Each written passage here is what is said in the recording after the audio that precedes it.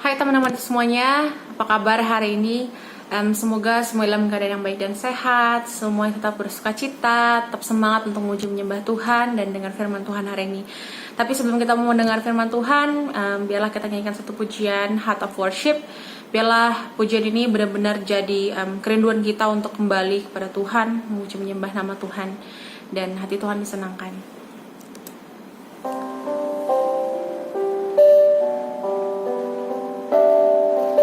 Mengucap syukur Tuhan.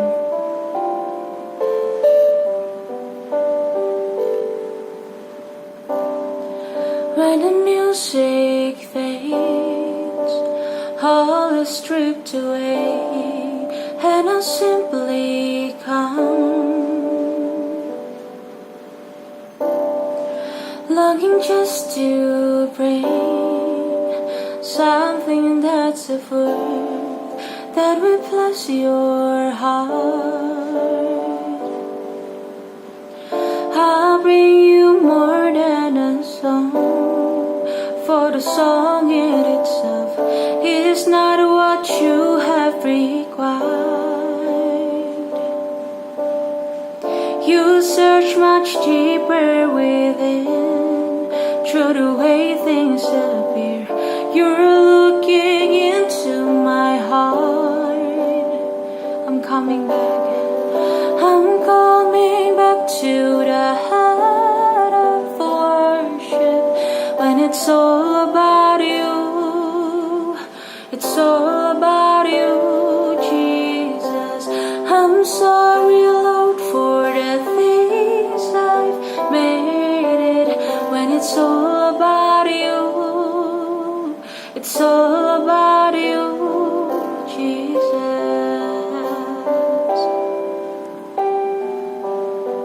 It's all about you, my Jesus. It's all about you,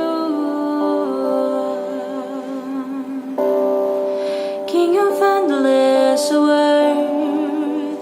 No one could express how much you deserve. Though I'm weak and poor, all I have is yours, every single breath. I'll bring you more than a song, for the song in itself is not what you have required. You search much deeper within, through the way things appear. You're looking into my heart. I'm coming back to the heart of worship. When it's all about you, it's all about you, Jesus. I'm sorry, Lord, for the things I've made it. When it's all about you, it's all about you, Jesus.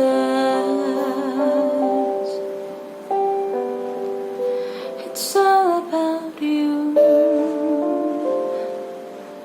my Jesus. It's all about you, it's all about you.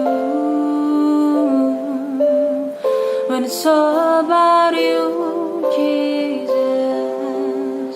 It's all about you, it's all about you. It's all about you, Jesus.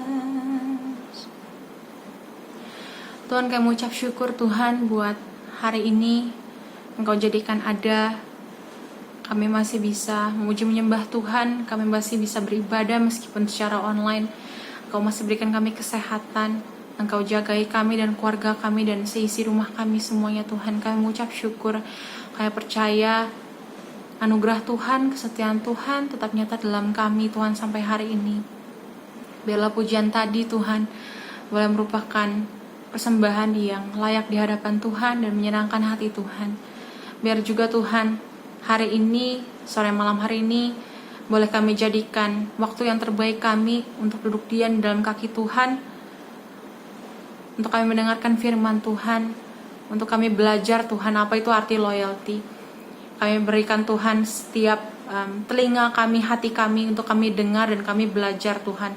Biarlah semua yang nanti akan disampaikan itu boleh merema dalam kehidupan kami. Terima kasih ya Bapa, di dalam namamu kami berdoa dan mengucap syukur. Haleluya. Amin.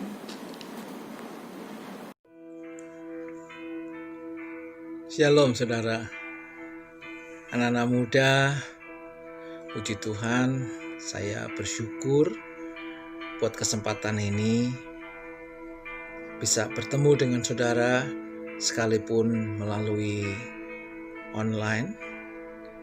Saya bersyukur kalian masih bersemangat di dalam beribadah kepada Tuhan. Sesuai dengan tema yang diberikan kepada saya dan satu rujukan Yakub, ayat firman Tuhan yang terdapat di dalam Yakobus pasal 4 ayat yang keempat, saudara. Di situ dikatakan, "Hai kamu orang-orang yang tidak setia, tidakkah kamu tahu bahwa persahabatan dengan dunia adalah permusuhan dengan Allah? Jadi barang siapa hendak menjadi sahabat dunia ini, ia menjadikan dirinya musuh Allah." Saudara, segala sesuatu atau segala aktivitas dan godaan di mana membuat kita pergi mencari ilah dan sujud menyembah ilah-ilah lain akan membuat Allah murka, akan membuat Allah cemburu, ya. Nah, fakta bahwa kecemburuan Allah itu banyak sekali kita dapati dari kisah-kisah yang dicatat di dalam Alkitab, saudara, ya. Seperti misalnya contoh di dalam Yehezkiel pasal yang ke-16. Jelas sekali. Di situ digambarkan bahwa Yerusalem diibaratkan sebagai seorang pelacur, ya, sebagai seorang pelacur, sebagai wanita tuna susila, ya. Umat yang bersundal itu adalah gambaran untuk Yerusalem. Persundalan yang dimaksud oleh kitab Yehezkiel atau oleh Yehezkiel itu sendiri yaitu terhadap penduduk Yerusalem, saudara, ya. Karena apa? Karena telah berpaling dari Allah, karena telah tidak setia kepada Allah, karena telah menyembah Allah-Allah lain. Nah, di dalam Yehezkiel pasal 16 ayat 1 sampai 63, saudara baca, ya, judulnya sudah jelas, saudara. Judulnya saja, Yerusalem yang tidak setia. Nah, ayat-ayat di dalamnya menunjukkan bahwa sejarah Israel merupakan satu catatan yang tak putus-putusnya. Dari kemurtatan, dari ketidaksetiaan, dari segala kejahatan yang dilakukan oleh bangsa Israel kepada Tuhan. Nah, saudara, Yehezkiel menjelaskan bahwa kemahakuasaan Allah tidak dibatasi oleh kegagalan umatnya. Sekalipun berkali-kali umatnya gagal, berkali-kali umatnya tidak setia, berkali-kali umatnya memberontak, saudara, ya. Tetapi kemahakuasaan Tuhan itu luar biasa.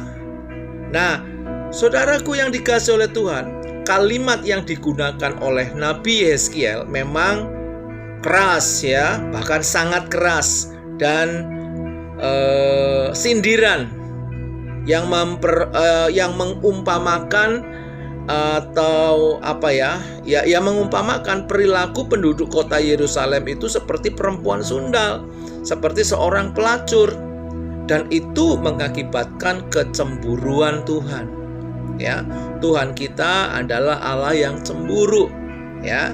Nah, Saudara, dan akibat dari persundalan orang Yerusalem, akibat persundalan atau ketidaksetiaan dari orang Yerusalem, dari bangsa Israel, akibatnya apa, Saudara? Allah menghukum. Allah menghukum mereka sebagaimana digambarkan di dalam Yehezkiel pasal 16 ayat 35 sampai 43. Ya. Coba di dalam ayat yang ke-38 dikatakan, "Aku akan menghakimi engkau." Ayat yang ke-42, "Demikianlah aku melampiaskan murkaku kepadamu." Ayat yang ke-43, "Tetapi dengan semuanya ini membuat aku gemetar kemarahan." Nah, saudaraku yang dikasihi oleh Tuhan, pelajaran yang bisa diambil ya dari kitab tersebut itu apa? Bahwa persundalan, bahwa ketidaksetiaan itu mendatangkan hukuman Allah, mendatangkan hukuman Tuhan. Ketidaksetiaan Israel itu akan dihukum. Ya. Nah, ini Saudara, coba kita lihat bagaimana rasanya disebut sebagai orang yang tidak setia. Mungkin oleh pemimpin kita, oleh atasan kita, oleh orang yang di atas kita, saudara yang berotoritas kepada kita, ya, di muka umum. Nah, saudara, rasanya gimana? Ya, nggak enak, ya, nggak enak. Nah, saudara, di sini Yakobus beberapa kali mengucapkan perkataan-perkataan yang sangat tajam. Dan ucapannya di dalam kitab Yakobus pasal 4 ayat yang keempat itu merupakan salah satunya. Ya. Saudara, nah, kalau kita melihat, tampaknya Yakobus itu bukan menghina para pembacanya. Ya. Tetapi Yakobus berargumentasi bahwa seseorang tidak mungkin mengasihi Allah dan sekaligus mencintai dunia. Apa sih maksud yang dimaksudkan oleh Yakobus dengan perkataan ini, saudara-saudara, ya? Nah, saudara, bahasa yang digunakan di dalam ayat ini tadi saya katakan sangat keras. Yakobus secara harafiah menyebut para pembacanya orang-orang yang tidak setia. Nah, hal ini tidak berarti ia hanya dia menunjukkan perkataannya kepada para wanita, tetapi ingin kita melihat bahwa ia meminjam bahasa perjanjian lama. Jadi rupa-rupanya Yakobus itu tahu perjanjian lama, tahu firman Tuhan yang ada di dalam perjanjian lama. Nah, perjanjian lama itu menggambarkan Israel sebagai mempelai perempuan Allah yang ingin memiliki kekasih-kekasih. Perhatikan kata ulang, kekasih-kekasih, berarti lebih dari satu, ya. Ingin memiliki kekasih-kekasih lain, ya. Dengan kata lain, perzinahan rohani, dan mendapatkan rasa aman dengan menyembah dewa-dewa lain, ya. Mendapatkan rasa aman dengan apa? Kuasa kegelapan, saudara-saudara. Coba lihat Yesaya pasal 1 ayat yang ke-21, Yeremia pasal 3, Hosea pasal 1 sampai 3, saudara cermati ya ayat-ayat tersebut. Nah, saudara, kalau di dalam perjanjian baru, ya, berdasarkan istilah mempelai Kristus, ya, dalam perjanjian baru terdapat di dalam 2 Korintus pasal 11 ayat 2, Efesus 5 ayat 22 sampai 24, Wahyu pasal 19 sampai 21 ya. Saudara, meminjam bahasa di atas untuk perjanjian baru merupakan tindakan yang cukup tepat. Kata kekasih lain dalam pengertian ini adalah dunia. Ya. Dunia, yaitu nilai-nilai dan tujuan dari budaya mereka. Ya, nilai-nilai dunia, tujuan dan budaya dunia. Seperti apa, saudara? Ya, kita lihat seperti hedonisme, ya, seperti pesta pora, mabuk-mabukan, menghamburkan uang untuk apa? Kepentingan yang tidak berguna. Lalu materialisme, ya, cinta uang, tamak, serakah, egoisme, kebebasan yang sebebas-bebasnya, free sex, dan lain-lain, saudara-saudara. Ya, itu merupakan nilai-nilai dan tujuan dari budaya dunia. Saudaraku yang dikasihi oleh Tuhan. Nah, orang-orang Kristen yang dimaksudkan oleh Yakobus adalah orang-orang Kristen, ya, orang yang ingin berhasil dan mendapatkan kedudukan dalam masyarakat. Tentunya dengan mengikuti nilai dunia, ya, dengan mengikuti nilai dunia. Nah, nilai-nilai dunia itu tadi apa?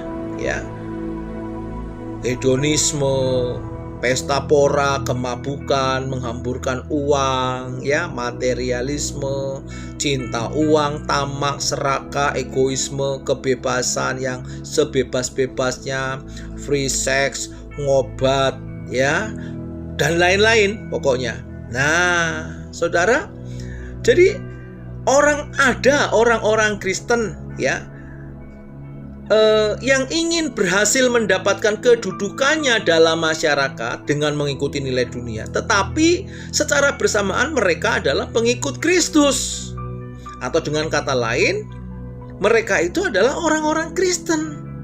Ya, saudara, hal ini serupa dengan apa yang dilakukan oleh bangsa Israel. Ya, serupanya gimana, saudara? Ya, yaitu bangsa Israel ingin mencoba melayani Yahweh, ya, melayani Tuhan, tetapi sekaligus melayani Baal. Nah, saudara, Israel, khususnya kerajaan Yehuda, tidak pernah memiliki pemikiran untuk berhenti menyembah Yahweh. Jadi mereka sangat setia kepada Yahweh, berbakti, beribadah kepada Yahweh. Semua upacara mereka rayakan dengan seharusnya. Mereka juga mempersembahkan korban bakaran. Mereka juga mempekerjakan para imam untuk melakukan hal tersebut. Tetapi pada saat yang sama, umat Israel juga melayani Baal atau dewa-dewa lain. Bahkan mereka membangun altar di pelataran bait Allah. Nah, ini saudara, ya. Jadi ingin melayani Yahweh, ingin melayani Tuhan, tetapi juga melakukan penyembahan berhala. Demikian pula dengan orang-orang Kristen yang dimaksud oleh Yakobus, ya. Yakobus berusaha untuk mendapatkan kedudukan di dunia, ya. Orang-orang Kristen itu berusaha mendapatkan kedudukan di dunia, tetapi juga melayani, menjadi aktivis, ya, di antara jemaat. Nah, di dalam Yakobus pasal 4, ya, ayat 2, dan juga nanti dibandingkan dengan pasal 2 ayat 2 sampai 4. Kita baca di situ, ya. Ayat pasal 4 ayat yang pertama. Dari manakah datangnya sengketa dan pertengkaran di antara kamu? Bukankah datangnya dari hawa nafsumu yang saling berjuang di dalam tubuhmu? Kamu mengingini sesuatu, tetapi kamu tidak memperolehnya. Lalu kamu membunuh. Kamu iri hati, tetapi kamu tidak mencapai tujuanmu. Lalu kamu bertengkar dan kamu berkelahi. Kamu tidak memperoleh apa-apa karena kamu tidak berdoa. Ayat yang kedua, pasal yang kedua, ini merupakan roh materialisme. Ya, dikatakan sebab jika ada seorang masuk ke dalam kumpulan dengan memakai cincin emas dan pakaian indah, dan datang juga seorang miskin ke situ dengan pakaian buruk, dan kamu menghormati orang yang berpakaian indah itu dan berkata kepadanya, "Silakan Tuan, duduk di tempat yang baik ini." Sedang kepada orang miskin itu kamu berkata, "Berdirilah di sana atau duduklah di lantai ini dekat tumpuan kakiku." Bukankah kamu telah membuat pembedaan di dalam hatimu dan bertindak sebagai hakim dengan pikiran yang jahat? Ya.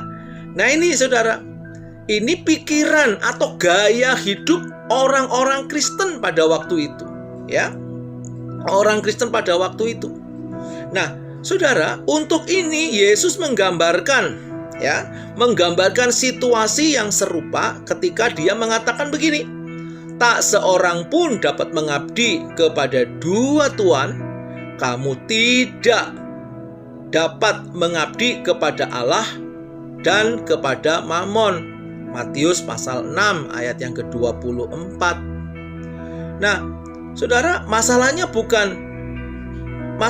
di sini kita melihat bukan sebaik apa kita melayani seorang majikan, tetapi kita tidak dapat melayani dua majikan. Hal ini tidak mungkin. Dalam Perjanjian Baru, Yesus mengungkapkan tuntutan Allah secara mutlak ketika dia berbicara tentang apa? Memikul salib dan mengikut dia. Seseorang yang akan mengalami kematian disalib telah mempertaruhkan segala kekayaan, reputasi, bahkan kehidupan itu sendiri sehingga menyebabkan kematiannya. Terlepas dari hal itu, tidak ada masa depan. Nah, itu merupakan apa? Penyerahan sepenuhnya yang dituntut Yesus dan semua pengikutnya. Nah, yang dilakukan Yakobus semata-mata adalah meminta para pembacanya untuk menyerahkan diri secara total. Yang dilakukan Yakobus semata-mata meminta kepada siapa? Saudara dan saya, ya, untuk menyerahkan diri secara total. Kalau kita melihat dalam ayat-ayat sebelumnya, kita mendapati bahwa para pembaca yang membaca surat Yakobus menggunakan dua cara untuk mendapatkan apa yang mereka inginkan. Ya. Yang pertama, mereka berselisih satu dengan yang lain. Ya. Tadi kita membaca pasal 2, ya. Pasal 2 dan pasal 4. Yang pertama, mereka berselisih satu dengan yang lain. Barangkali termasuk bersaing untuk mendapatkan kekuasaan di dalam gereja, ya. Nah, saudaraku yang dikasihi oleh Tuhan, lalu yang kedua, mereka berdoa. Tetapi Yakobus menambahkan bahwa mereka tidak mendapatkan jawaban atas doa mereka. Hal ini disebabkan apa, saudara? Hal ini disebabkan karena apa? Mereka berusaha memanfaatkan Tuhan, memanfaatkan Allah untuk mencapai tujuan mereka sendiri. Nah, ini celaka, saudara. Hanya memperalat Allah, ya, untuk mencapai tujuan mereka secara pribadi. Mereka menganggap apa? Allah menjadi ayah yang baik, tanda petik, ayah yang baik, yang mereka manfaatkan untuk memenuhi keinginan mereka. Tetapi mereka sesungguhnya apa saudara? Mereka bukanlah melayani Allah, ya. Mereka bukanlah melayani Allah, melainkan melayani keinginannya sendiri. Nah, saudaraku yang dikasihi oleh Tuhan, kedua strategi ini, yaitu saling bersaing, ya, berdoa, yang memanipulasi, ini menunjukkan bahwa apa saudara? Mereka mementingkan dunia. Mereka mementingkan dunia ini. Nah, dengan demikian ayat ini merupakan sebuah peringatan buat saudara, buat saya, buat kita semua, buat kalian anak-anak muda, ya. Ayat ini merupakan sebuah peringatan. Dikatakan mereka telah menjadi musuh Allah karena mereka mementingkan dunia. Apakah saudara mementingkan Allah atau mementingkan dunia? Ya. Apakah masih ada harapan? Nah, ayat berikutnya saudara memberitahu kepada kita bahwa Allah yang adalah pencemburu, ya. Allah yang adalah pencemburu, tetapi kemudian Yakobus melanjutkan dengan menjelaskan bahwa Allah memberikan anugerah, ya, anugerahnya kepada orang yang murah hati, orang yang mau setia, orang yang mau beribadah kepada Tuhan. Masih ada harapan jika saudara dan saya, ya, mau merendahkan diri dan bertobat. Allah siap memberikan anugerahnya kepada setiap orang, ya, kepada saudara dan saya. Saudaraku yang dikasihi oleh Tuhan, karir atau pekerjaan setiap orang Kristen adalah melayani Allah. Catat, ya, karir atau pekerjaan setiap orang Kristen adalah melayani Allah. Seseorang dapat melayani Allah melalui pekerjaan tertentu, tetapi pekerjaan itu tidak boleh menjadi perhatian yang utama jika orang tersebut benar-benar melayani Allah. Sekali lagi, saya mau ulangi, ya. Seseorang dapat melayani Allah melalui pekerjaan-pekerjaan tertentu, tetapi pekerjaan itu tidak boleh menjadi perhatian utama jika seorang tersebut benar-benar melayani Allah. Saudaraku yang dikasihi oleh Tuhan, bagaimana kita bisa membedakan keduanya? Ya, bagaimana kita bisa membedakan keduanya? Ya, kita amati, ya, apa yang terjadi jika timbul konflik nilai. Misalnya, saudara, seseorang mau berkompromi, ya, mau kompromi melakukan apa yang diharapkan oleh orang banyak, sementara apa yang diharapkan oleh orang banyak tidak sesuai dengan nilai firman Tuhan, ya. Kompromi, tapi kompromi dengan yang tidak sesuai. Lalu timbul konflik di dalam hatimu, ya. Atau orang itu bersedia kehilangan kedudukan dalam pekerjaannya karena menolak untuk kompromi. Ini satu keputusan, saudara, ya. Keputusan. Dari keputusan ini kita bisa tahu, ya. Kita bisa tahu orang yang berani bersedia kehilangan kedudukannya, ya, dalam pekerjaan dan menolak untuk kompromi dengan hal-hal jahat. Kita bisa tahu orang ini melayani siapa. Orang ini melayani dunia atau orang ini melayani nilai-nilai Allah. Saudara, contoh lagi, free sex. Ini anak-anak muda, ya. Buat dunia itu adalah sesuatu yang lazim, gaya hidup lazim. Tetapi apakah sesuai dengan standar firman Tuhan? Bagaimana saudara menganut ini? Ya. Nah, bagaimana saudara bisa menilai ini? Nah, kalau saudara mengikuti apa kata dunia, berarti saudara melayani dunia.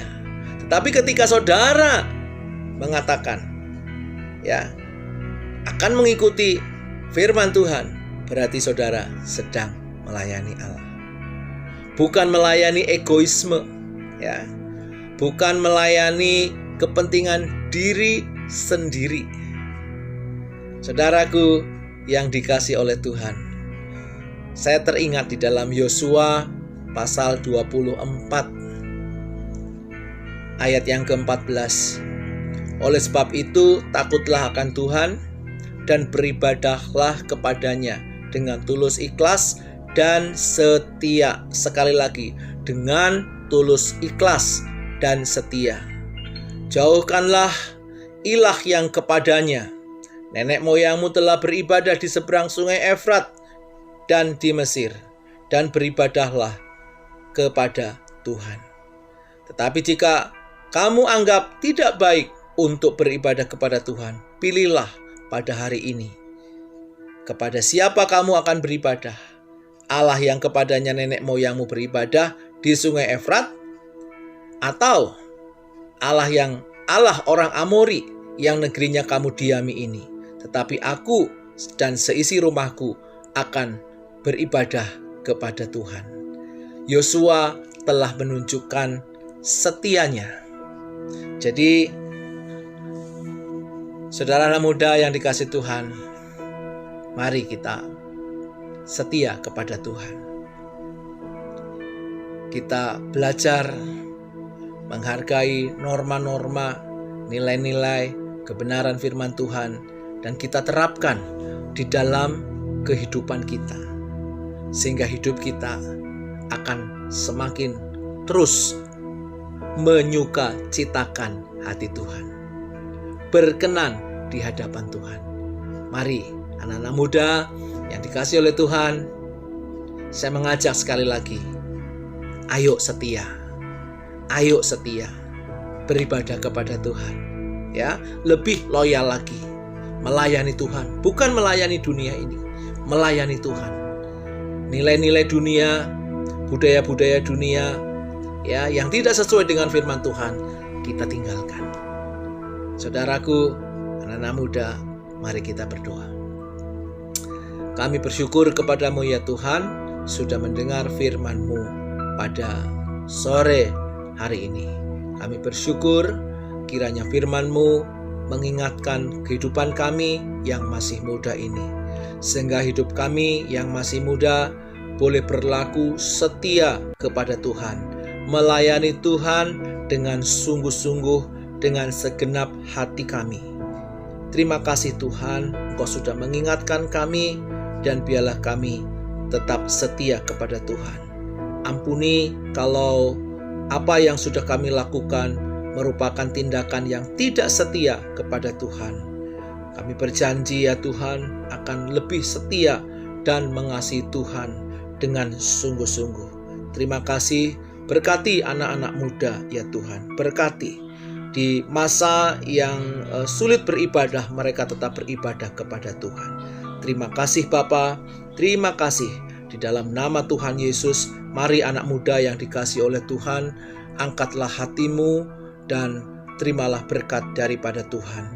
Tuhan memberkatimu dengan kekuatan, Tuhan memberkatimu dengan kesehatan, Tuhan memberkatimu dengan kecakapan untuk menanggung segala perkara, Tuhan memberkatimu dengan keberhasilan,